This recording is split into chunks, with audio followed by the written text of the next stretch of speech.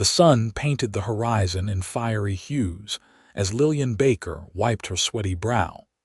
The late summer heat of 1875 bearing down on Scottsbluff, Nebraska, like a heavy blanket. Her heart pounded against her ribs as she pressed herself against the rough wooden wall of Harmon's General Store, straining to hear the conversation that carried through the open window above her head. "The shipment'll be here by Tuesday, and we'll need to move fast," a gruff voice said.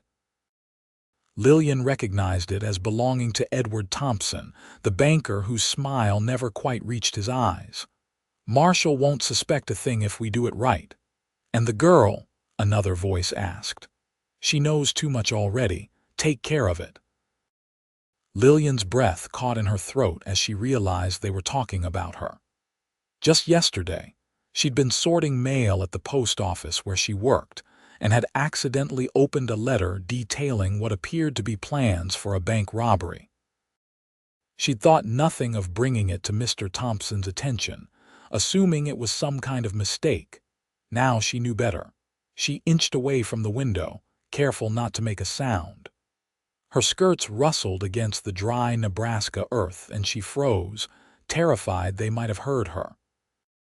When the conversation continued without interruption, she began to back away more quickly, desperate to escape before they finished their meeting. In her haste, she collided with something solid and warm. A pair of strong hands caught her shoulders before she could stumble. Lillian whirled around, a scream building in her throat, only to have a calloused hand gently cover her mouth. "Easy now," a low voice murmured. Before her stood a tall man with sun-bronzed skin and eyes the color of a summer storm.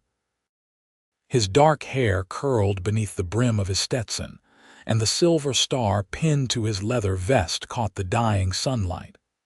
Vincent Irwin, the new deputy who'd arrived in Scottsbluff just 2 weeks ago.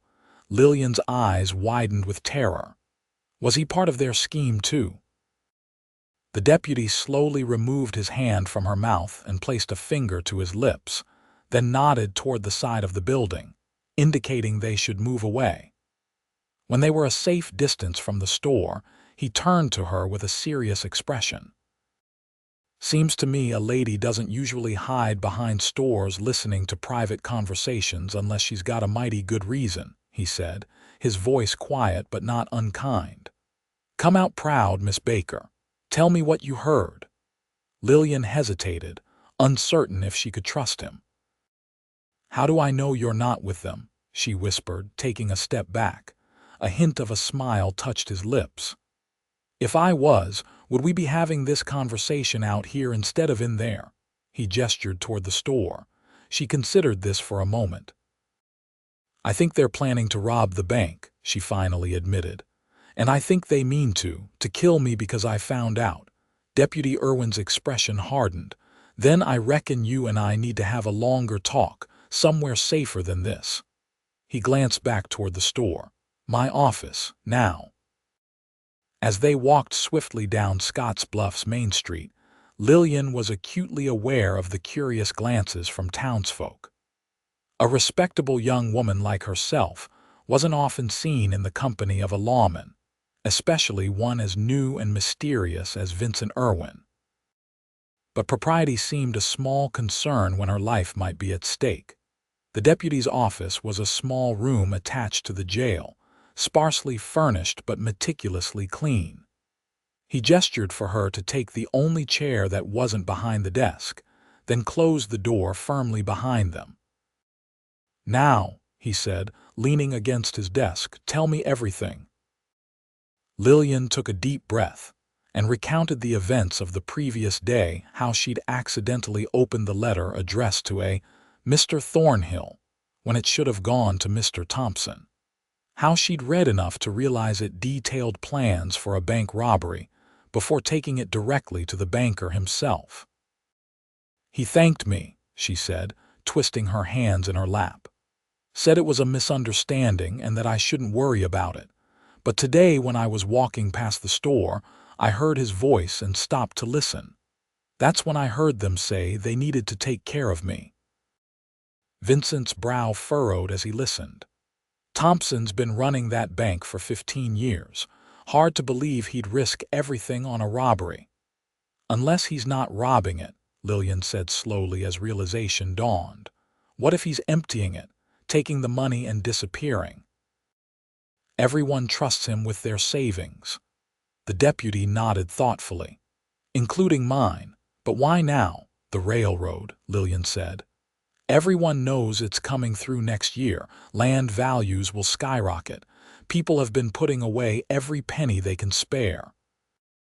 Vincent pushed away from the desk and began to pace the small room. If you're right, we need proof. It's your word against his, and Thompson's a respected man in this town.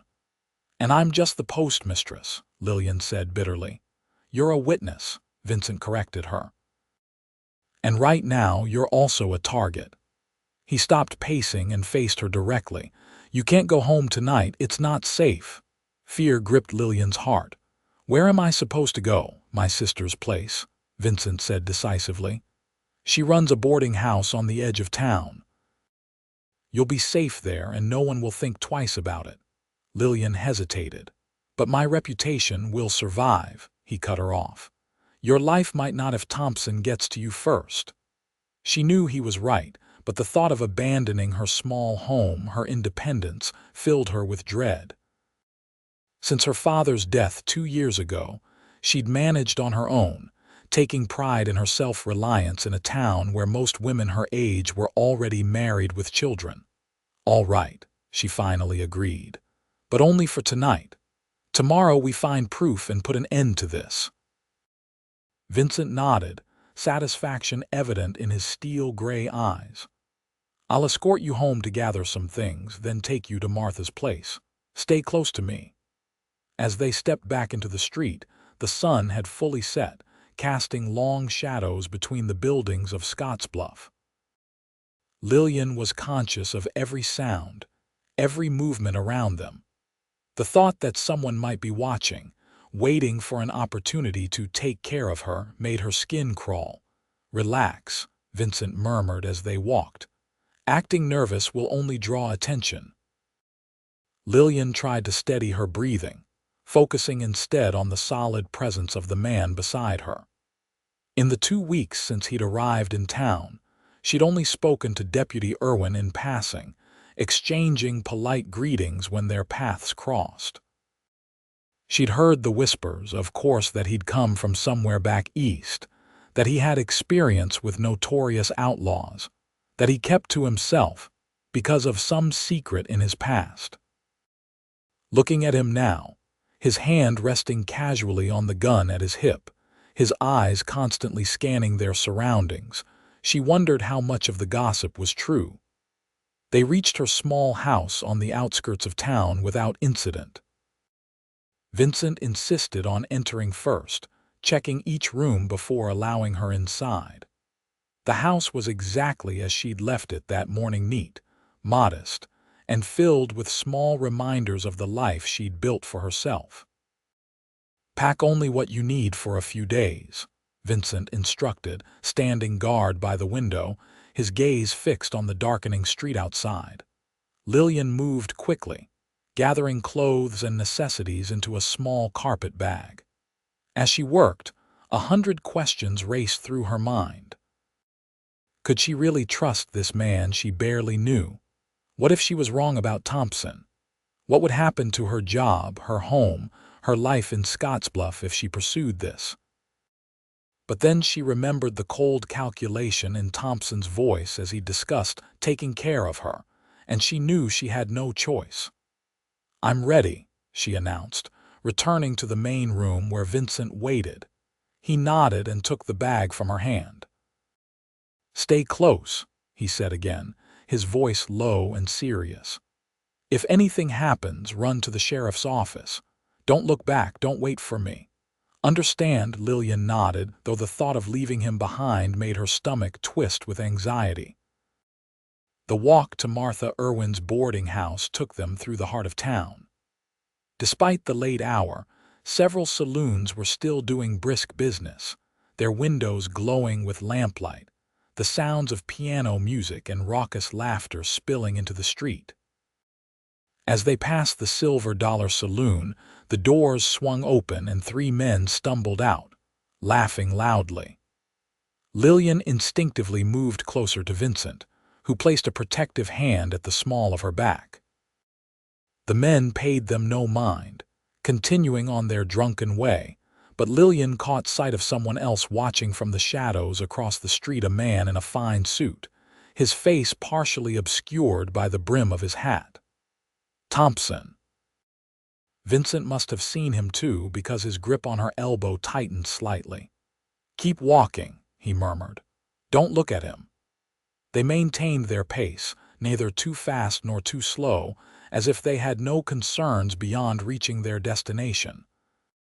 But Lillian could feel Thompson's eyes on them, calculating, assessing the threat they posed to his plans. Martha Irwin's boarding house sat on a quiet corner, a large, well-maintained two-story building with a wide front porch.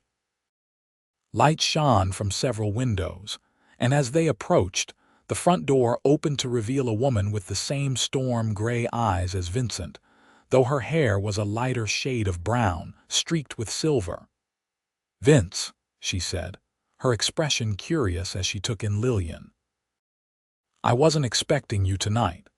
"Martha, this is Miss Lillian Baker," Vincent said, guiding Lillian up the steps. "She needs a room for a few days. It's a matter of some urgency." Martha's shrewd gaze assessed Lillian quickly, then she nodded and stepped aside. "Come in, both of you. I've just put on a pot of coffee." The interior of the boarding house was warm and inviting, the furniture well-worn but clean, the walls adorned with simple paintings of landscapes. Several doors led off the main sitting room, presumably to guest quarters, though there was no sign of other boarders at the moment. "Most of my regulars are railroad surveyors," Martha explained as she led them to a small kitchen at the back of the house. "They're out measuring the route for the new line. Won't be back till next week." She gestured for them to sit at her round table while she poured 3 cups of strong black coffee. "Now," she said, taking a seat across from them, "what kind of trouble are you in, Miss Baker?" Lillian glanced at Vincent, who nodded encouragingly. "I believe Mr. Thompson is planning to rob his own bank," she said, her voice steady despite her racing heart. "And I overheard him discussing eliminating me because I know too much." Martha's eyebrows rose, but she showed no other sign of surprise. Instead, she turned to her brother. "And you believe her?" "I do," Vincent said without hesitation. "Thompson's been acting strange lately. Secretive meetings, a sudden interest in train schedules to Kansas City and beyond. And there's been talk about unusual withdrawals from the bank, large sums moved with little explanation." "That doesn't prove anything," Martha pointed out. "No," Vincent agreed, "but it's enough to warrant investigation. In the meantime, Lillian needs somewhere safe to stay." Martha sipped her coffee thoughtfully, then set the cup down with a decisive nod. "The blue room upstairs is ready. No one will look for her here." Relief washed over Lillian. "Thank you, Mrs. Irwin. I promise I won't be any trouble." "It's Miss," Martha corrected with a wry smile. "And I'm no stranger to trouble, especially the kind my brother brings to my doorstep." There was affection in her voice as she looked at Vincent. "Though usually it's wounded outlaws or lost children, not pretty postmistresses." Lillian felt heat rise to her cheeks, but Vincent merely smiled at his sister. "I need to get back to my rounds. Thompson saw us together. He'll be suspicious. I want to see what he does next." "Be careful," Martha said, her smile fading. "Edward Thompson has friends in high places." "So do I," Vincent replied, rising from the table. He turned to Lillian, his expression serious. "Stay inside. Don't go near the windows. I'll be back in the morning and we'll figure out our next steps." As he headed for the door, Lillian fought the urge to call him back. Despite having just met him properly today, the thought of him facing Thompson and his associates alone filled her with dread. "Deputy," she said instead, following him to the entrance hall. "Thank you for believing me." Vincent paused, his hand on the doorknob. "Truth has a certain ring to it," he said simply, "and I've always had a good ear." With that, he stepped out into the night, leaving Lillian alone with her thoughts and her new protector. Martha showed her to a small but comfortable bedroom on the second floor, with blue floral wallpaper and a window that overlooked the back garden rather than the street. "The washroom is at the end of the hall," Martha explained. "There's fresh water in the pitcher and I've left a nightgown on the bed. It might be a bit large, but it'll do for tonight." "You're very kind," Lillian said, setting her carpet bag on a chair. "I don't know how to thank you." Martha waved away her gratitude. "Any friend of Vincent's is welcome here, though I suspect friend might not be quite the right word." Her eyes twinkled with mischief. "My brother doesn't often escort young ladies to safety in the middle of the night." "It's not like that," Lillian protested, feeling her cheeks grow warm again. "He's just doing his job." Martha hummed noncommittally. "Well, whatever the case, you're safe here. Try to get some rest. I suspect tomorrow will bring its own challenges." After Martha left, Lillian changed into the borrowed nightgown and sat on the edge of the bed, her mind racing. In the space of a few hours, her entire life had been upended. She was now hiding from a man she trusted, relying on the protection of a deputy she barely knew, and caught in the middle of what could be the biggest crime Scottsbluff had ever seen. And yet, despite the danger, there was a small, traitorous part of her that thrilled at the adventure of it all.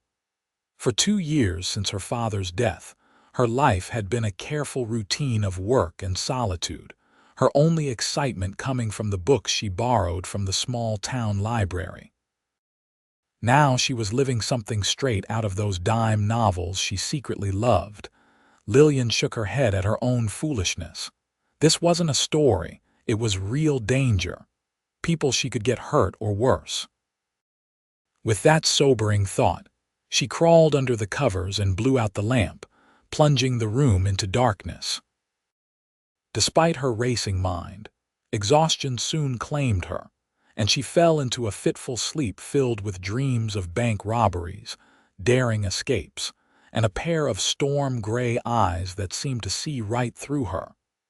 The sound of voices downstairs woke Lillian the next morning. Sunlight streamed through the curtains, and for a moment she was disoriented, unsure where she was. Then the events of the previous day came rushing back, and she sat up quickly. Dressing in a simple blue skirt and white blouse from her carpet bag, she pinned her hair into a modest bun and made her way downstairs. In the kitchen, she found Vincent and Martha deep in conversation, which abruptly ceased when she entered. "Good morning," Vincent said, rising from his chair. He looked tired, as if he hadn't slept much, but his eyes were alert as they took in her appearance. "Good morning," Lillian replied, suddenly self-conscious under his scrutiny. "Is everything all right?" "Thompson's making his move," Vincent said, gesturing for her to join them at the table where Martha was serving a breakfast of eggs and biscuits. "Late last night, after I left you, I saw him meeting with 3 men outside of town, rough-looking characters I've never seen before. They rode in on the evening stage and went straight to him." "Hired guns?" Martha asked, pouring Lillian a cup of coffee. Vincent nodded grimly. "That would be my guess, and this morning the bank didn't open at its usual time. When I checked, Thompson told me through the door that he was doing a special inventory and wouldn't be open for business until tomorrow." "The shipment," Lillian said, remembering the conversation she'd overheard. "They said it would arrive by Tuesday. That's tomorrow." "Could be money coming in from other banks," Vincent mused. "If he's planning to empty his own vault, he'd want to maximize the haul." Martha set a plate in front of Lillian. "Eat," she instructed. "You'll need your strength." Lillian obediently took a bite of the fluffy eggs, though her appetite had vanished at the news. "What do we do now? We need proof," Vincent said, his fingers drumming restlessly on the table. "Something concrete we can take to the sheriff." "What about the letter I saw?" Lillian suggested. "If we could find it, Thompson's too smart to keep something like that." Vincent shook his head. "He probably burned it as soon as you brought it to him." "Then we need to catch him in the act," Martha said decisively. "You need to be there when they make their move." Vincent's expression was troubled. "That's too dangerous. If Thompson has hired guns, they won't hesitate to shoot a lawman who gets in their way." "But you can't let them get away with it," Lillian protested. "People's life savings are in that bank." "I don't intend to," Vincent assured her. "But we need to be smart about this. I've sent a telegram to the federal marshal in Cheyenne. He should be here by tomorrow morning with a couple of deputies. Until then, we need to gather as much information as we can quietly." "I can help," Lillian offered. When Vincent started to protest, she hurried on. "I work at the post office. People talk to me, tell me things they wouldn't tell a lawman, and Thompson wouldn't expect me to be asking questions. He thinks I'm just a silly woman who stumbled onto something by accident." "It's too risky," Vincent insisted. "If he sees you poking around, he won't," Lillian said firmly. "I'll be careful, and I won't be alone." She glanced at Martha, who was watching the exchange with interest. "If Miss Irwin would accompany me, it would just look like two women out for a morning of shopping and gossip." Martha's eyes lit up. "I do enjoy a good gossip," she said, a smile playing at the corners of her mouth. "And I know just about everyone in this town." Vincent looked between the two women, clearly torn. Finally, he sighed in resignation. "Fine. But you stay in public places in broad daylight and you come straight back here afterward." "We will," Lillian promised, relief and excitement mingling in her chest. "What about you?" "What will you be doing?" "Keeping an eye on Thompson and his new friends," Vincent said, "and trying to figure out exactly how they plan to move what has to be a substantial amount of money out of town without arousing suspicion." An hour later, Lillian and Martha strolled down Main Street, dressed in their Sunday best despite it being a Monday. Martha had insisted they look their finest. Nothing disarmed suspicion like a woman in a pretty dress, she declared as she lent Lillian a lace-trimmed shawl to complement her simple attire. Their first stop was the millinery shop, where Mrs. Peterson, the owner, was known for her sharp eyes and sharper tongue. "Lillian Baker, as I live and breathe," Mrs. Peterson exclaimed as they entered. "I heard you weren't at the post office this morning. Feeling unwell, are you?" "Just taking a personal day," Lillian said with a smile. "Miss Irwin has kindly invited me to stay with her for a few days while some repairs are made to my home." "How neighborly," Mrs. Peterson remarked, her eyes flicking between the two women with undisguised curiosity. "Though I'm surprised to see you out and about, Martha. You usually avoid town like it's got the plague." Martha laughed easily. "Even a confirmed spinster like me needs a new bonnet occasionally, Hester. And I thought who better to guide me than someone with Lillian's taste." The flattery worked, and soon Mrs. Peterson was showing them her latest creations, all while keeping up a steady stream of town gossip. When Martha casually mentioned the bank being closed, the milliner leaned in conspiratorially. "Most peculiar, isn't it? And did you notice the two strangers loitering outside? Look like they'd cut your throat as soon as tipped their hats to you." Lillian's heart raced, but she kept her expression neutral as Martha asked, "Strangers, in Scottsbluff, how unusual. Came in on last night's stage, I heard. Mr. Thompson met them personally." Mrs. Peterson sniffed disapprovingly. "Never trusted that man for all his fine suits and fancy talk. Eyes like a snake, if you ask me." "Really? He's always seemed so respectable, Lillian said innocently. My father always spoke highly of him. Your father, God rest his soul, was a good judge of horses but a poor judge of men, Mrs. Peterson said bluntly. No offense intended, dear. None taken, Lillian assured her, though the comment stung. Has Mr. Thompson done something to make you distrust him? The milliner glanced around the empty shop before lowering her voice. It's what he's been doing with the widow Jenkins' money that doesn't sit right. She told me in confidence that when she went to withdraw some funds last week, just a small amount for her nephew's schooling, Thompson gave her all manner of excuses, before finally allowing her only half of what she asked for. Perhaps the bank is having cash flow problems, Martha suggested. Mrs. Peterson scoffed. A bank that just received a large shipment of currency from Omaha last month? I think not. No, something's not right there, and now with these rough characters hanging about. She shook her head ominously. By the time they left the millinery shop with Martha carrying a new bonnet she hadn't really wanted, they had learned that Thompson had been seen loading trunks into a wagon late at night, that the bank had recently changed its safe combination, and that one of the strangers in town had been asking about the stage schedule to Kansas City. Their next stop was the apothecary, where Mr. Winters, the elderly pharmacist, was equally forthcoming with information. Ordered a powerful sleeping draught. Thompson did, he confided as he measured herbs for Martha's headache remedy. Said it was for his wife's nervous condition, but we all know Mrs. Thompson hasn't had a nervous day in her life. Strong as an ox, that woman. Perhaps he's having trouble sleeping himself, Lillian suggested. Running a bank must be stressful. Mr. Winters chuckled. Not as stressful as running off with all its money, I'd wager. Lillian nearly dropped the jar of peppermint candies she was examining. I beg your pardon, the pharmacist looked around conspiratorially, though they were the only ones in the shop. I've lived in this town for 40 years, Miss Baker. Seen men come and go.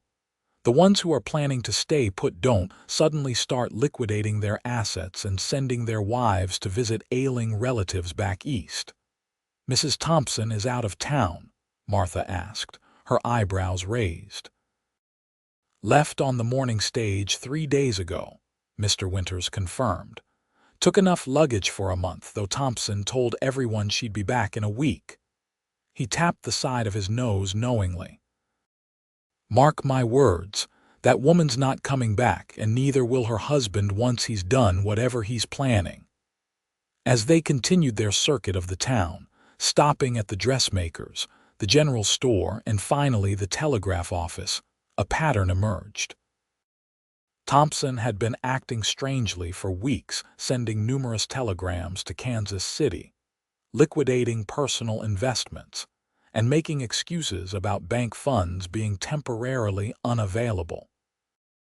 It's worse than we thought, Lillian said as they hurried back to the boarding house, their arms laden with parcels to maintain their cover as shoppers. He's not just planning to rob the bank, he's been systematically emptying it for weeks. And using tomorrow's shipment as cover for the final act, Martha agreed. The question is, how do we prove it before he disappears with what's left? As they rounded the corner to Martha Street, Lillian spotted a familiar figure waiting on the porch of the boarding house. Vincent rose as they approached, his expression grave. You were right, he said without preamble once they were inside with the door closed. Thompson's been skimming from the bank for months. I just spoke with Judge Williams. He tried to withdraw a large sum last week for a land purchase and was given a promissory note instead of cash. That's what he did with the widow Jenkins too, Lillian confirmed, setting down her packages. Mr. Winters at the apothecary thinks Thompson is planning to leave town for good. Vincent nodded grimly. I found out where those strangers are staying, the old Dawson place outside of town. Rode out there on a hunch and saw them loading up a wagon with what looked like strongboxes. "The bank's money?" Martha asked, unwrapping her bonnet and setting it aside. "Most likely," Vincent agreed. "They're moving it out a little at a time, probably planning to take the rest after this shipment arrives tomorrow." "Then we need to stop the shipment," Lillian said. "If it never arrives, it's too late for that," Vincent interrupted. "The stage is already on its way from Cheyenne. But this might work to our advantage. If Thompson and his men are expecting the shipment, they'll be focused on that. They won't be expecting us to already know about the money at the Dawson place." "So what do we do?" Martha asked, putting on a pot of coffee. The morning's activities had clearly energized rather than tired her. "I go out there tonight," Vincent said decisively. "Catch them with the stolen money." "That's all the proof we need." "Alone?" Lillian asked, alarmed. "But you said yourself they are dangerous men." "I won't be alone," Vincent assured her. "I spoke with Sheriff Callahan. He was skeptical at first, but when I told him about Judge Williams and the promissory notes, he agreed to help. He's gathering a few trusted men now." Relief washed over Lillian, followed quickly by a new concern. "What if Thompson realizes we're onto him? He could run before you have a chance to catch him." "That's why you two need to stay here out of sight," Vincent said firmly. "If Thompson sees either of you in town again, he might get spooked and flee." Lillian wanted to protest, to insist on being part of the plan, but she knew he was right. She'd done her part by gathering information. Now it was time to let the lawmen do theirs. "Be careful," she said instead, meeting Vincent's eyes directly. "These men won't hesitate to shoot." Something flickered in his gaze, surprise, perhaps, or appreciation for her concern. "I always am," he promised. Then, with a nod to his sister, he was gone, the door closing firmly behind him. The rest of the day passed with excruciating slowness. Lillian tried to occupy herself by helping Martha with chores around the boarding house, but her mind kept returning to Vincent and the danger he was facing. By the time evening fell, she was pacing the sitting room, unable to concentrate on the book Martha had given her to read. "You care for him," Martha observed as she mended a tablecloth by lamplight. Lillian stopped pacing, startled by the direct statement. "I barely know him." "Sometimes that doesn't matter," Martha said with a knowing smile. "I saw the way you looked at him this morning, and the way he looks at you when you're not watching." Heat rose to Lillian's cheeks. "He's just doing his job, protecting a citizen of Scottsbluff." "If you say so," Martha replied, clearly unconvinced. "But I've known my brother his entire life, and I've never seen him as concerned about a citizen as he is about you." Lillian didn't know how to respond to that, so she changed the subject. "How did Vincent become a lawman?" "You mentioned he came from back east." Martha's hand stilled for a moment. "That's his story to tell if he chooses. But I will say this. My brother has always had a strong sense of justice, even as a boy, and he's never been able to stand by when someone needs help." She resumed her mending with a small smile. "Especially a pretty someone." Before Lillian could protest again, a sharp knock at the door made them both jump. Martha set aside her sewing and went to answer it, her hand hesitating on the latch. "Who is it?" she called. "Martha, it's me," came Vincent's voice, sounding strained. "Open up." She flung the door open to reveal Vincent supporting a bloodied Sheriff Callahan, both men looking worse for wear. Lillian rushed forward to help as Martha quickly cleared space on the sofa. "What happened?" Lillian asked as they carefully lowered the sheriff onto the cushions. The older man's face was pale beneath his gray mustache, and blood seeped from a wound in his shoulder. "Ambush," Vincent said tersely. "They were waiting for us. Someone tipped them off." He turned to his sister. "We need hot water, bandages, and your medical kit." As Martha hurried to gather the supplies, Lillian examined the sheriff's wound. "The bullet went clean through," she told Vincent. "That's good, but he's lost a lot of blood." Vincent looked at her in surprise. "You know about bullet wounds?" "My father was a doctor before we moved west," she explained, pressing a clean towel against the bleeding. "I assisted him sometimes." She didn't add that she'd often wished to follow in his footsteps, knowing how society viewed women with such ambitions. When Martha returned with the supplies, Lillian efficiently cleaned and bandaged the sheriff's wound while Vincent explained what had happened. "We approached the Dawson place after dark, thinking we had the element of surprise. But they were ready for us. Opened fire as soon as we got close." His jaw tightened with anger. "2 of our men are dead. The others scattered when the shooting started." "And Thompson?" Martha asked, handing Lillian a roll of clean bandages. "Gone, along with his hired guns and the money," Vincent said grimly. "They had horses ready. Must have been planning to leave tonight anyway." "Did you see which way they went?" Lillian asked, securing the bandage around the sheriff's shoulder. Vincent nodded. "North, toward the river crossing. They'll be heading for the territorial line, hoping to lose any pursuit in the Badlands." Sheriff Callahan stirred, his eyes fluttering open. "Irwin," he rasped, "you've got to go after them. Too many people will be ruined if Thompson gets away with that money." "I know," Vincent said, placing a hand on the older man's good shoulder. "But I need to get you back to town first, get you proper medical attention." "No time," the sheriff insisted weakly. "I'll be fine here. Martha's patched up worse than this in her day." He attempted a smile that turned into a grimace of pain.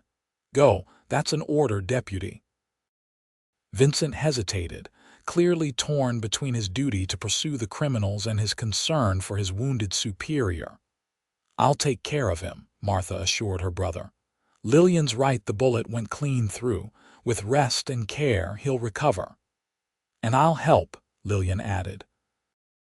"I know what to watch for: infection, fever. Between us, we'll make sure he's well looked after." Vincent still looked uncertain. "Thompson and his men won't hesitate to kill anyone who follows them. I should wait for the federal marshal." "By then they'll be long gone," Sheriff Callahan said, his voice stronger now. "You're the best tracker I've got, Irwin. If anyone can find them, it's you." Lillian could see the moment Vincent made his decision, his expression hardening with resolve. "All right, I'll go after them. But I'll need supplies and a fresh horse." "Take what you need from the kitchen," Martha said. "I'll pack some bandages and medicines too, just in case. And you can take my gelding, he's rested and strong." As Martha bustled about gathering supplies, Vincent drew Lillian aside. "Thank you," he said quietly, "for helping with the sheriff, and for everything else. Without your information, we wouldn't have known what Thompson was planning until it was too late." "I just want him caught," Lillian replied, surprised by the intensity of her feelings. "Not just because he wanted to hurt me, but because of all the people whose trust he's betrayed. People who might lose everything." Vincent studied her face for a long moment. "You're a remarkable woman, Lillian Baker." Before she could respond, Martha returned with a saddlebag full of provisions. "Here," she said, handing it to her brother. "Enough food for a few days, some medical supplies and extra ammunition I found in the sheriff's belt." Vincent took the bag with a nod of thanks. "I'll send word when I can. If the federal marshal arrives before I return, tell him what's happened and where I've gone."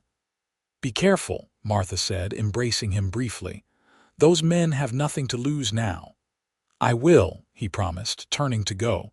"Wait," Lillian said impulsively. She hurried to the small writing desk in the corner and scribbled something on a piece of paper, then folded it and pressed it into Vincent's hand. "The location of my father's old hunting cabin, north of the river. If you need a safe place to rest or hide, it's well stocked and isolated." Vincent's fingers closed around the paper, his hand warm against hers. "Thank you," he said again, his eyes holding hers for a heartbeat longer than necessary before he turned and strode out the door. Lillian watched from the window as he mounted Martha's roan gelding and galloped away into the night, his figure quickly swallowed by darkness. A strange emptiness settled in her chest as she turned back to the room, where Sheriff Callahan had drifted into an uneasy sleep, and Martha was preparing a pot of strong coffee. "It'll be a long night," Martha said, glancing at the wounded man, "and likely a longer day tomorrow. We should take turns watching him." Lillian nodded, pushing aside her worry for Vincent. "I'll take the first watch," she offered, settling into a chair beside the sofa. "You should rest." Martha gave her a knowing look but didn't argue. "Wake me in 4 hours or sooner if his condition changes." As the night deepened around the boarding house, Lillian kept her vigil, occasionally checking the sheriff's pulse and temperature, changing his bandages when needed. But her thoughts continually strayed to Vincent, riding alone through the darkness in pursuit of dangerous men. She barely knew him, as she'd told Martha, and yet in the space of 2 days he'd become vitally important to her. His belief in her when others might have dismissed her fears, his determination to see justice done, his unexpected gentleness, despite his dangerous profession, all of it drew her to him in a way she'd never experienced before. "He'll be all right," Sheriff Callahan murmured, startling her from her thoughts. She hadn't realized he was awake. "You should be resting," she admonished gently, offering him water from a nearby glass. The sheriff took a small sip before continuing. "Irwin's the best man I've ever had under my command. Smart, careful, and stubborn as a mule when he's on a trail." His weathered face creased in a weak smile. "Reminds me of myself 30 years ago." "How long has he been your deputy?" Lillian asked, curious despite herself. "Just these 2 weeks officially, but I've known him longer," the sheriff replied. "Met him in Cheyenne last year when he was working for the territorial marshal. Impressed me right away.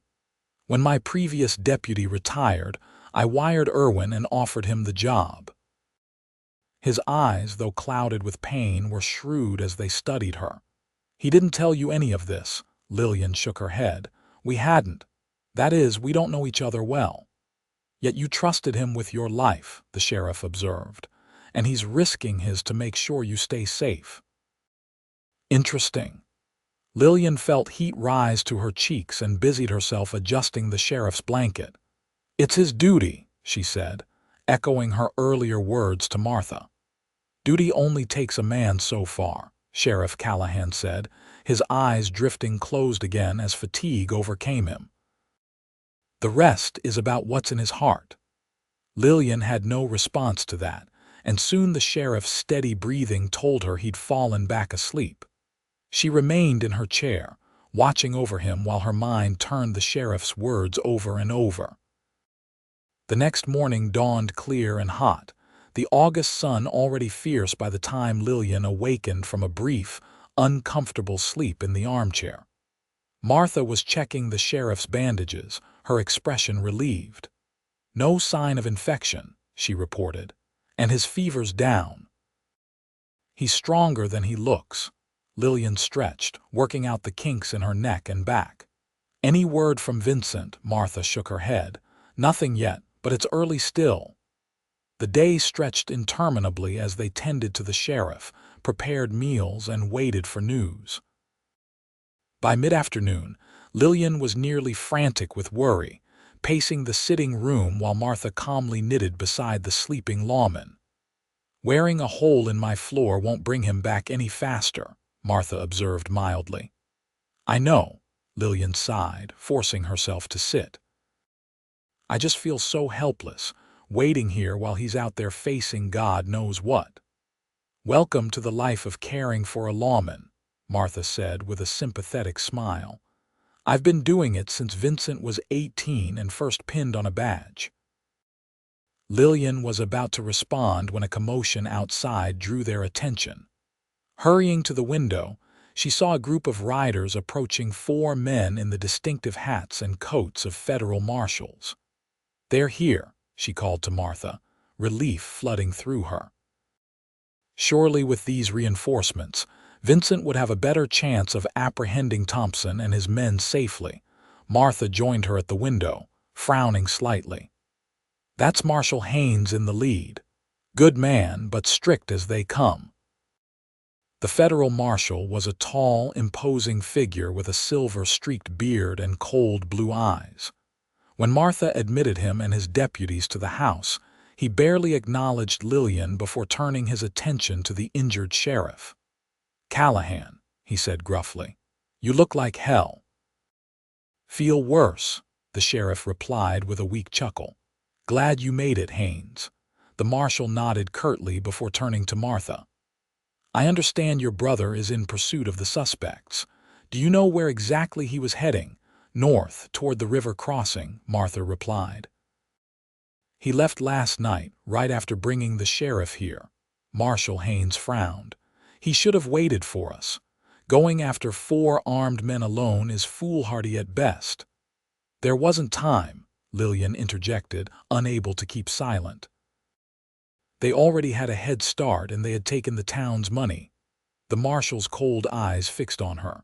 "And you are Lillian Baker. I'm the one who discovered what Thompson was planning." "Ah, yes, the postmistress." His tone made it clear he didn't consider her role particularly significant. "Well, Miss Baker, your information has led to quite a situation. 2 men dead, a sheriff wounded, and now a deputy potentially riding into an ambush." Lillian flinched at his words but held her ground. "Thompson was planning to steal that money regardless of whether I discovered his plans. At least this way, there's a chance to stop him." Sheriff Callahan stirred on the sofa. "She's right, Haynes, and Irwin's no fool. He won't engage them directly unless he has to." The marshal seemed unconvinced but didn't pursue the argument. Instead, he turned to his deputies. "Jenkins, stay here with the sheriff. The rest of you, we ride in 10 minutes. We'll follow Irwin's trail and catch up to him before he does something stupid." As the marshals prepared to depart, Lillian approached Marshal Haynes hesitantly. "Sir, I gave Deputy Irwin directions to my father's old hunting cabin north of the river. He might have gone there if he needed somewhere safe to rest or observe Thompson's movements." The marshal regarded her with slightly more interest. "Where exactly is this cabin?" Lillian described the location as precisely as she could. The marshal nodded thoughtfully. "Good to know. Thank you, Miss Baker." As the marshals mounted their horses and rode out, Lillian felt a small measure of hope. With professional reinforcements on the way, surely Vincent stood a better chance of returning safely. The hours continued to crawl by. Evening came, then night, with still no word. Lillian took her turn watching over the sheriff, who was improving steadily despite his injury. She had just changed his bandages when a soft knock at the door made her heart leap. Martha, who had been dozing in a chair, awakened instantly and went to answer it. Instead of Vincent, however, it was one of the townspeople, Mrs. Jenkins, the baker's wife. "Martha," the woman said breathlessly, "you need to come quick. They're back Thompson and his men. They're holding people hostage in the bank." Lillian's blood ran cold. "What about Deputy Irwin? Is he with them?" Mrs. Jenkins shook her head. "No one's seen him, but Thompson's threatening to start shooting hostages if anyone tries to stop him from leaving town. Says he needs a fresh wagon and team and supplies for a long journey." Martha turned to the federal deputy who'd been left behind. "Jenkins, what do we do?" The young lawman looked uncertain. "Marshal Haynes took the rest of our men. I can't face 4 armed desperados alone." "Then we need to get help," Lillian said decisively. "How many hostages do they have?" 5 or 6, Mrs. Jenkins replied. "Including the widow Jenkins and little Amy from the dressmaker's shop." Lillian thought quickly. "Where's Thompson keeping them?" "In the bank. They've barricaded the doors and windows, but people can hear the hostages crying inside. "And where are the federal marshals?" Martha asked the deputy. Jenkins shook his head. "They've been gone all day, following your brother's trail north. They could be miles away by now." Lillian made a sudden decision. "I need to go into town."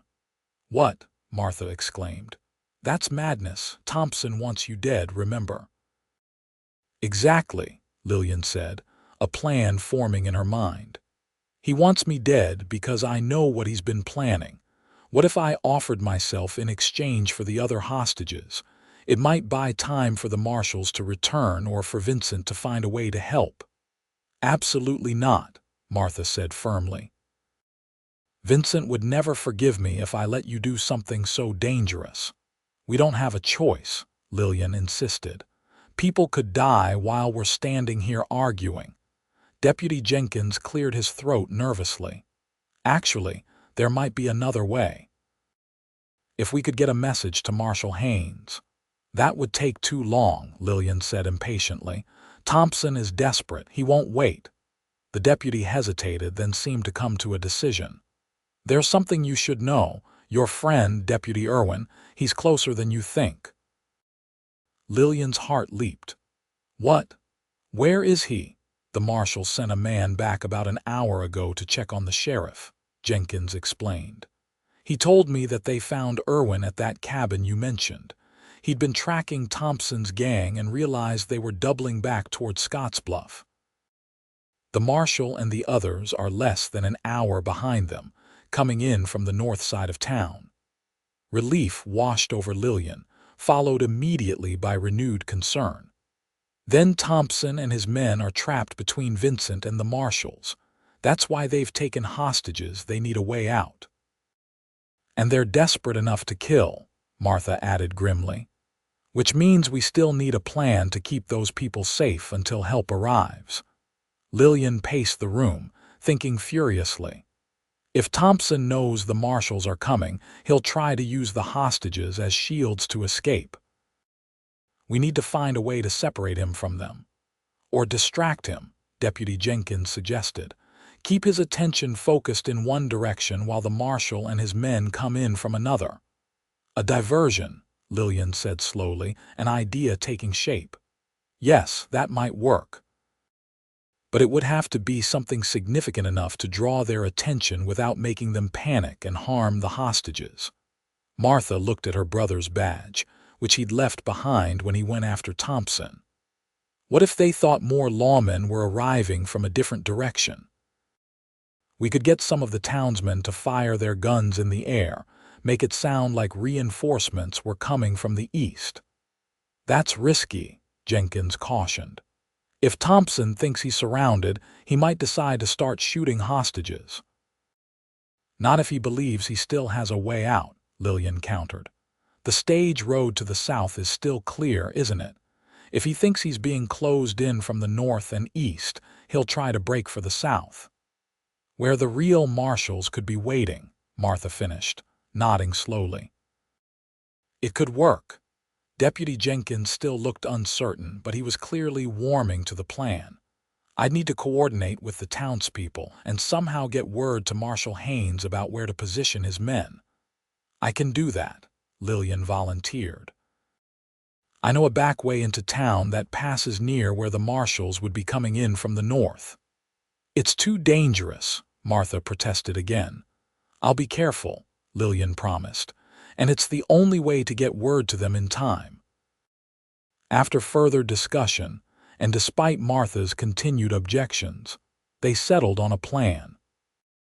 Deputy Jenkins would gather trusted townsmen to create the diversion from the east, while Lillian would skirt the town to the north to intercept Marshal Haynes and Vincent, informing them of Thompson's position and the plan to drive him south.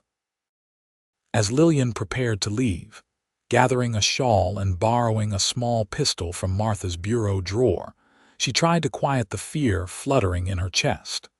She had never done anything like this before, had never imagined herself in the middle of such danger. And yet, Thinking of the innocent people held hostage, of Vincent riding to confront dangerous men, she knew she could not stay safely behind while others risked everything.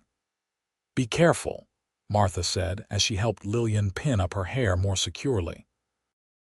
"And tell my brother when you see him that if he gets himself killed, I'll never forgive him." Lillian managed a smile. "I'll tell him." The night was clear and star-filled as Lillian slipped out of the boarding house and made her way through the shadows toward the northern edge of town.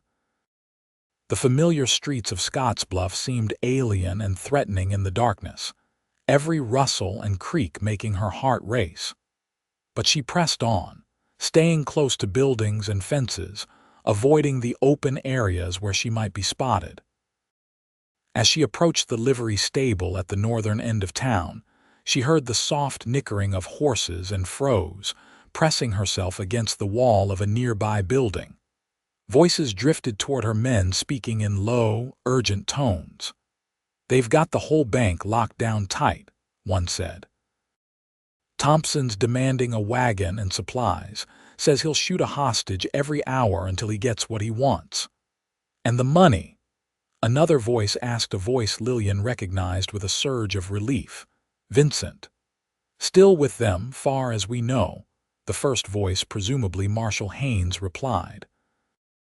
"Along with what they took from the Dawson place, must be upwards of $50,000. We need to get those people out before we make a move," Vincent said firmly. "Thompson's desperate, and desperate men do desperate things." "I'm aware of that, Deputy," the marshal said dryly. "The question is how to separate him from the hostages without getting them killed." Lillian stepped out from the shadows. "I might have an answer to that," she said, keeping her voice low. Both men whirled, guns drawn, before recognizing her. Vincent holstered his weapon immediately, striding toward her with a mixture of relief and anger on his face. "Lillian, what are you doing here? It's not safe, I know," she cut him off. "But we've come up with a plan and I needed to find you." Quickly, she explained the diversion they had arranged with Deputy Jenkins and the townspeople. Marshal Haynes listened with growing interest. "Drive them south, where we can intercept them away from the hostages," he mused. "It could work, but the timing would have to be perfect." "Jenkins is waiting for my signal," Lillian explained. "Once you're in position to the south, I'll get word to him to start the diversion from the east." "And how exactly do you plan to do that?" Vincent demanded. "You can't just walk through town with Thompson's men watching for you." "I know the back alleys and service passages better than most," Lillian assured him. "I've been delivering mail in this town for 2 years.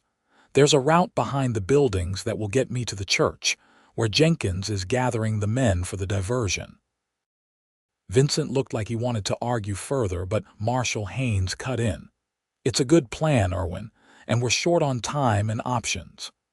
He turned to Lillian with new respect in his eyes. "You've got courage, Miss Baker, but this is still extremely dangerous." "I understand," Lillian said solemnly. "But those people in there, they're my friends, my neighbors. I can't stand by and do nothing." Vincent's expression softened slightly. "At least let me come with you to the church. Once you've delivered the message to Jenkins, you need to get somewhere safe." Lillian wanted to protest that she could help further, but the intensity in Vincent's eyes stopped her. "All right," she agreed. "I'll go straight back to your sister's house once the message is delivered." Marshal Haynes nodded approvingly. "Good. We'll take our men and circle around to the south end of town. Once we're in position, we'll fire a single shot into the air. When you hear it, that's your signal to tell Jenkins to start the diversion." He looked at his pocket watch. "It's just past 9 now. We should be in position by 9:30. With the plan set, they parted ways, the marshal and his deputies heading south, while Vincent accompanied Lillian back toward the center of town, staying in the shadows of the buildings. "You shouldn't have come," Vincent said quietly as they crept along a narrow passage between 2 buildings. Thompson would kill you on sight if he knew you were here." "I couldn't stay away," Lillian replied simply. "Not when I might be able to help." Vincent was silent for a moment. "You continually surprise me, Lillian Baker," he finally said, his voice softer. "Most women would be halfway to Cheyenne by now, wanting nothing to do with any of this." "I'm not most women," she said, a hint of defiance in her tone. In the dimness, she thought she saw him smile. "No, you certainly are not." They continued through the warren of back alleys and service passages, Vincent following Lillian's lead as she navigated the familiar terrain.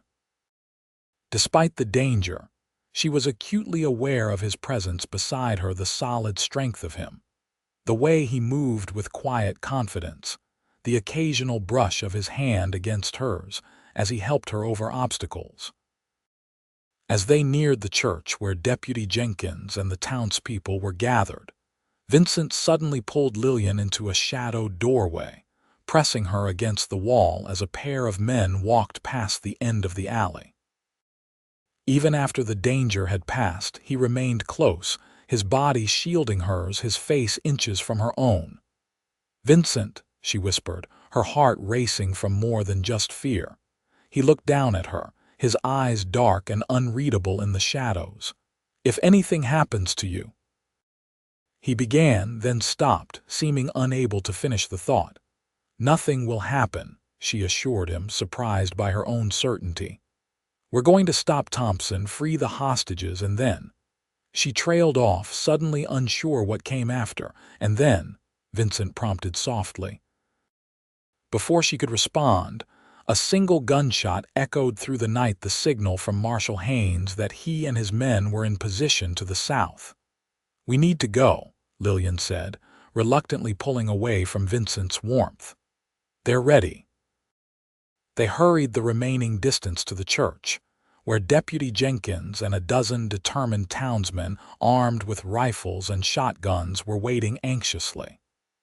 Quickly, Lillian explained that the marshals were in position, and the diversion should begin immediately. "Remember," she cautioned them, "make enough noise to convince Thompson that a large force is approaching from the east, but don't actually approach the bank. The goal is to drive him south toward the marshals." Jenkins nodded grimly. "We understand, and don't worry, we'll stay well back." He turned to the assembled men. "All right, boys, you know what to do. Spread out along East Street and start firing into the air on my signal." As the townsmen moved out, Vincent pulled Lillian aside. "Now you need to get back to Martha's as promised." "I will," she assured him. "What about you?" "I'm going with the marshal. We'll be waiting when Thompson tries to escape southward." His expression became serious again. "Lillian, promise me you'll go straight to Martha's and stay there until this is over." She nodded, though a part of her rebelled at the thought of waiting passively while others risked their lives. "I promise." Vincent hesitated, then quickly bent and pressed his lips to hers, a brief, fierce kiss that left her breathless. "For luck," he murmured, then turned and disappeared into the night before she could respond. Lillian stood frozen for a moment, her fingers touching her lips in wonder. Then the sound of gunfire erupting to the east, Jenkins and his men beginning their diversion, jolted her back to reality. She had promised to return to Martha's, and despite her desire to help further, she knew Vincent would be distracted by worry for her if she didn't keep that promise. Moving quickly but cautiously, she retraced her steps through the back alleys, heading for the boarding house. The diversion seemed to be working. She could hear shouts from the direction of the bank, and what sounded like Thompson and his men preparing to move. More gunfire erupted, this time from the south, the marshals engaging the fleeing criminals. Lillian quickened her pace, her heart pounding with fear for Vincent.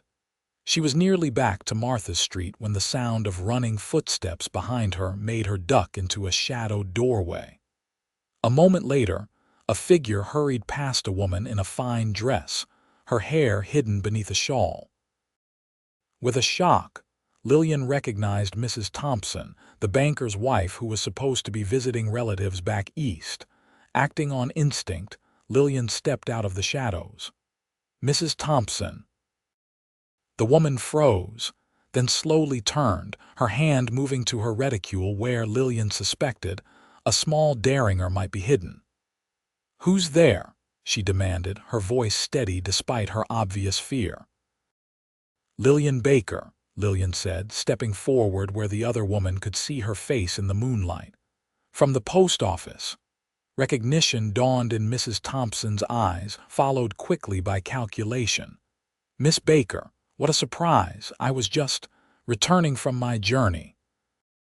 "In the middle of the night, during a gunfight?"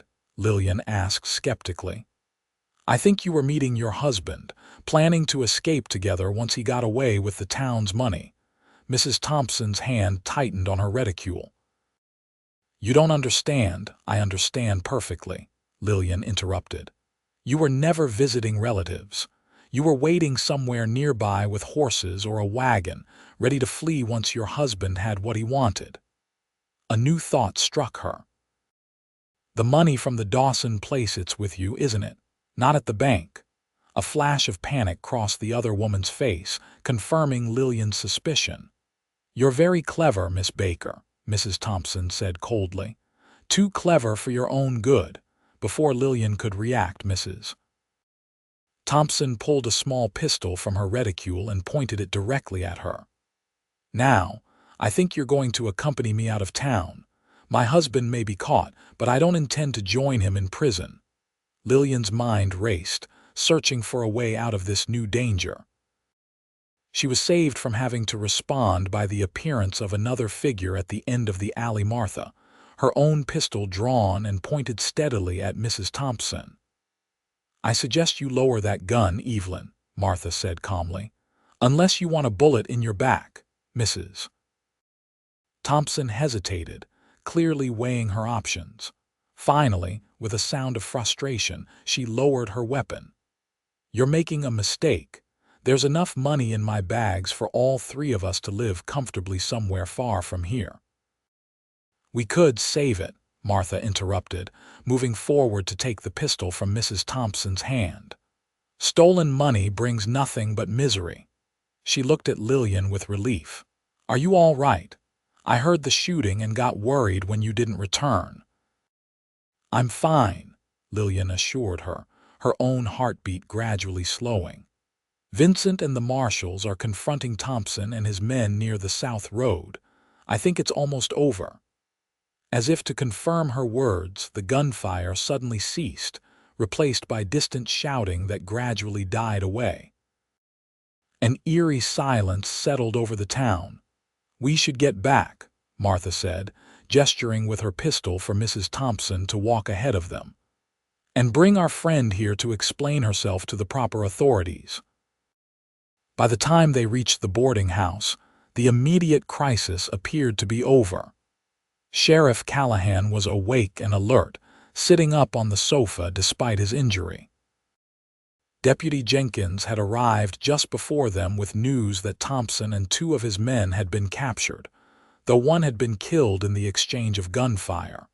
More importantly, all the hostages had been freed unharmed. "And the money?"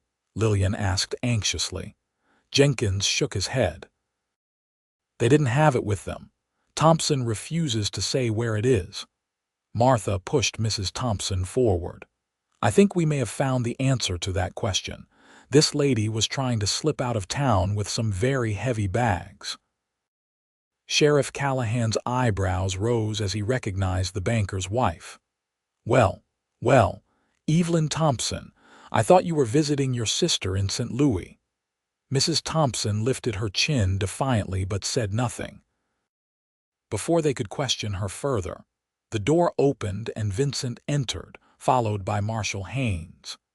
Both men looked weary but triumphant until they saw Lillian standing there, instead of safely hidden away as promised. "You were supposed to go straight back here," Vincent said, his relief at seeing her unharmed evident despite his stern tone. "I was on my way when I ran into Mrs. Thompson trying to escape," Lillian explained, nodding toward the banker's wife. "Martha arrived just in time to prevent her from shooting me." Vincent's expression darkened at this news, and he moved protectively to Lillian's side. "Are you hurt?" "No," she assured him. "Just a bit shaken." Marshal Haynes approached Mrs. Thompson with a grim smile. "I think we've found our missing money, gentlemen. Shall we check those bags the lady was so eager to protect?"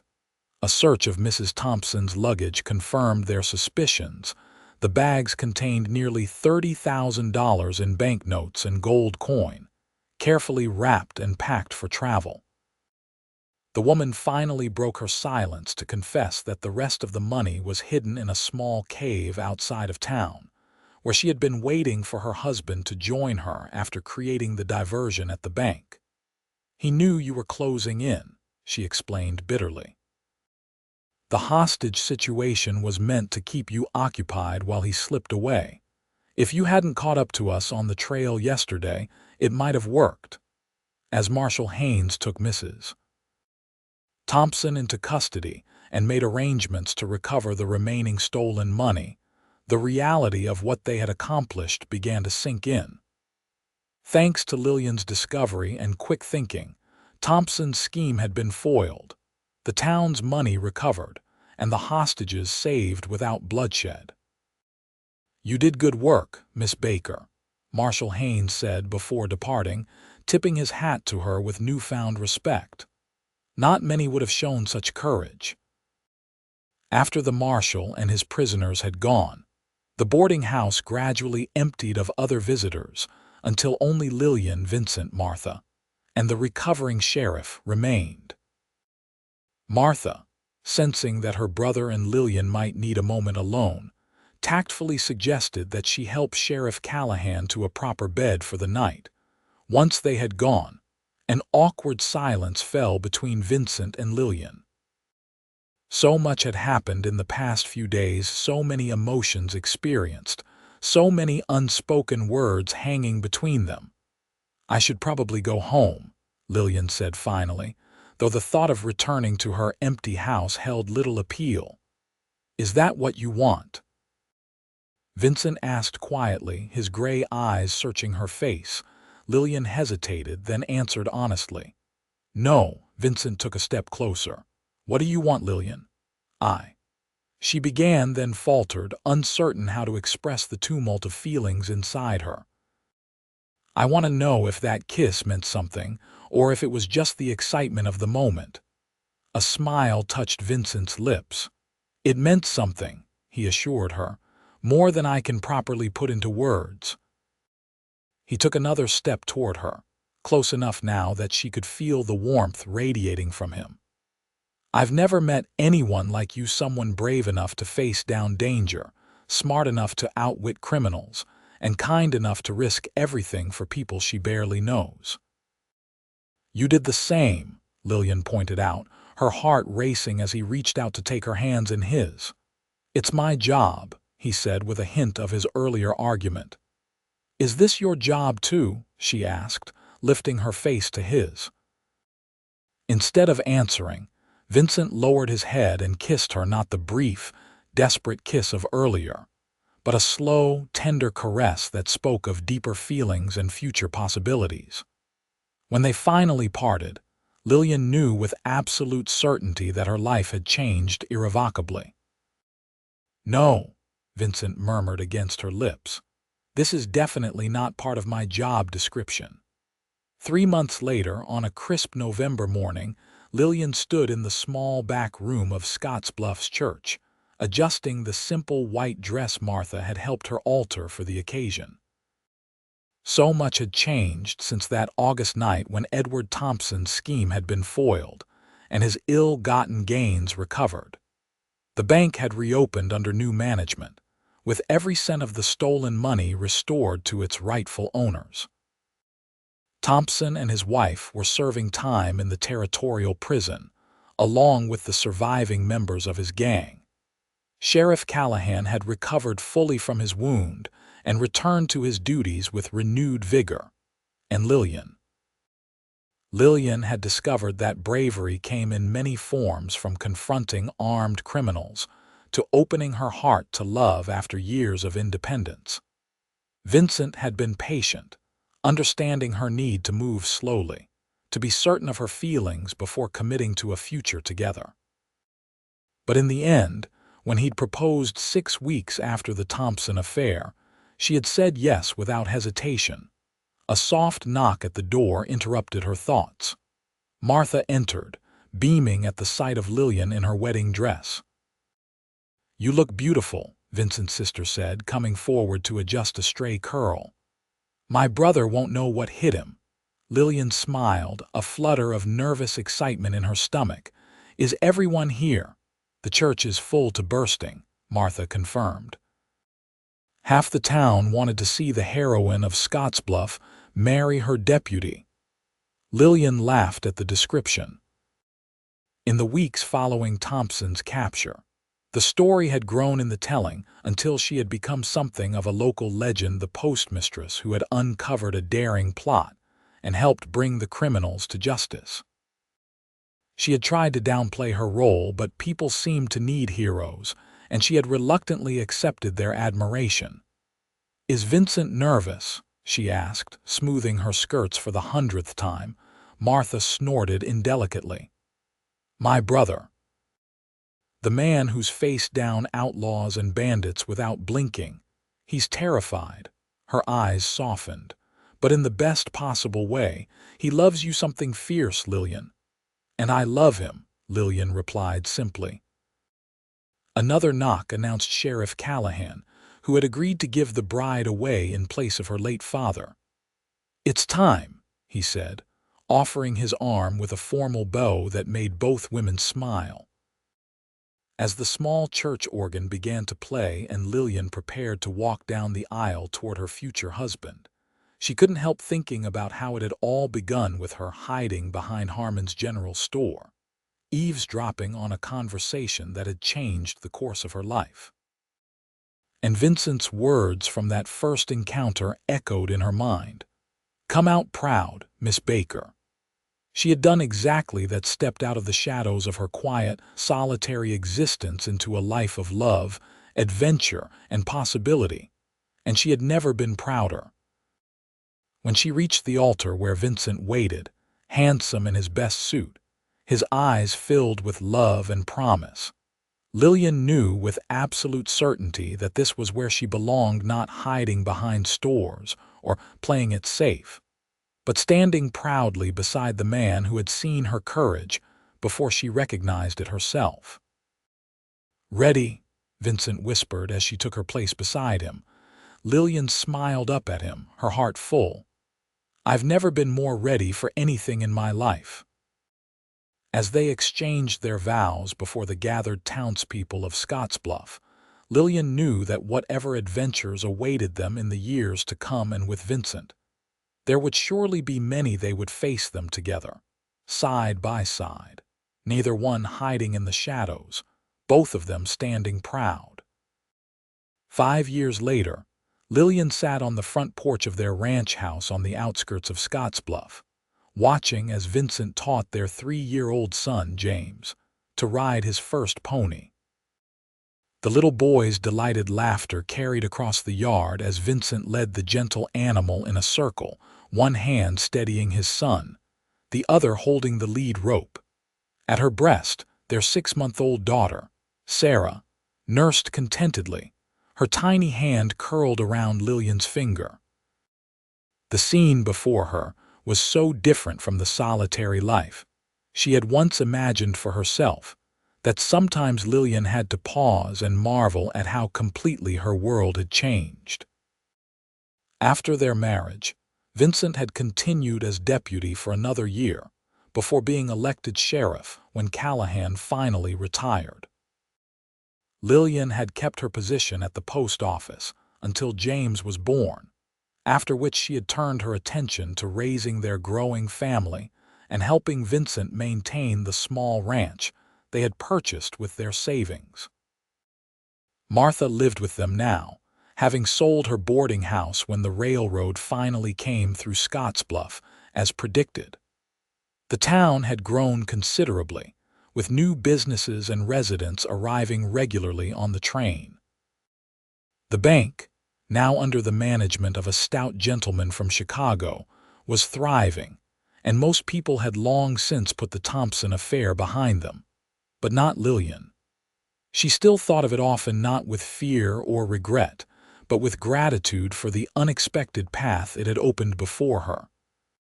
"Mama, look," James called excitedly as Vincent allowed the pony to pick up a gentle trot. "I'm riding."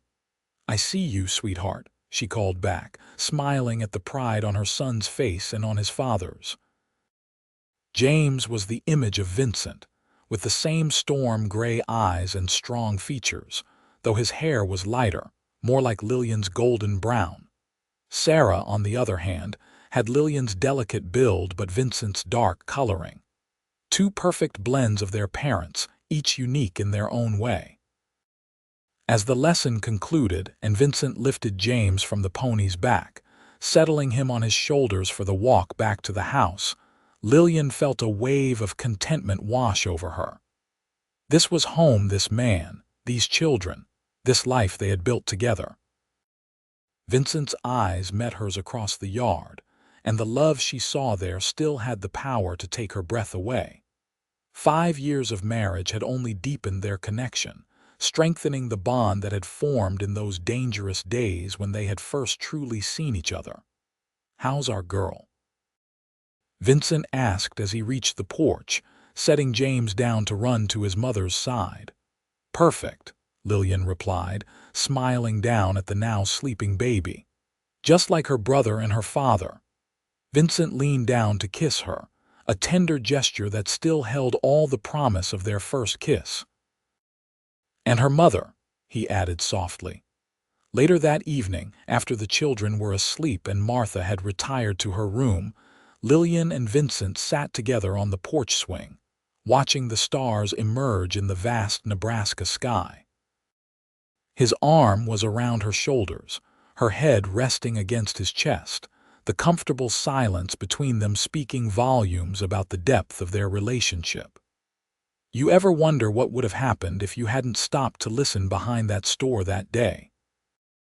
Vincent asked suddenly, his fingers gently stroking her arm. Lillian considered the question. "Sometimes. Thompson might have gotten away with his scheme, people would have lost their savings, you and I might never have met properly." She looked up at him, her eyes reflecting the starlight. "But I did stop and I did listen, and here we are." "Here we are," Vincent agreed, pulling her closer. "Though I like to think we would have found each other anyway.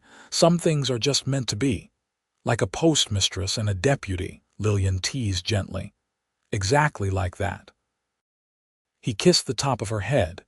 "Though you're much more than a postmistress, Lillian Irwin.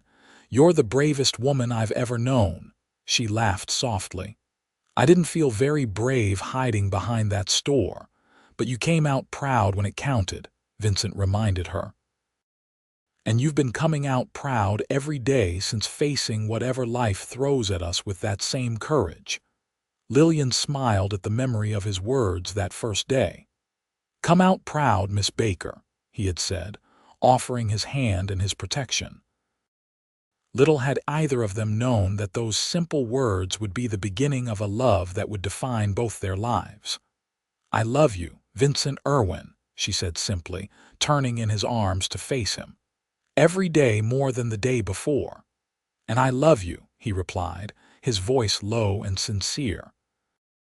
"My brave, beautiful wife who never fails to surprise me." As they sat together under the star-filled sky, surrounded by the home and family they had created, Lillian knew that the greatest adventure of her life had not been uncovering a bank robbery or helping to capture criminals. It had been finding the courage to love fully and openly, to build a life with the man who had seen her strength when she was still discovering it herself. And that adventure, she thought as Vincent's lips found hers in the moonlight, was still unfolding, day by day, moment by moment, a journey they would continue to make together, neither one hiding in the shadows, both of them standing proud.